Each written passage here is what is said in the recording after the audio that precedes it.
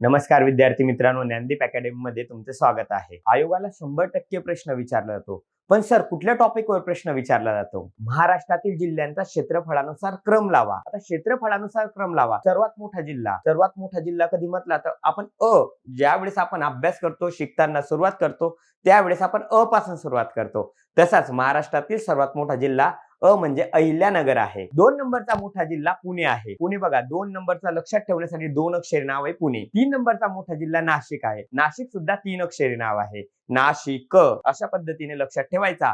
Sir, पण 4 नंबरचा मोठा जिल्हा काय आहे? सोलापूर जिल्हा आहे. सोलापूर सुद्धा 4 अक्षरी नाव आहे. सोलापूर.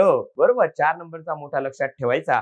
आणि विशेष म्हणजे योगायोग म्हणजे 5 नंबरचा मोठा जिल्हा बघा, 5 अक्षरी नावच आहे, गडचिरोली. अशाच पद्धतीने 5 नंबरचा मोठा जिल्हा लक्षात ठेवायचा आहे.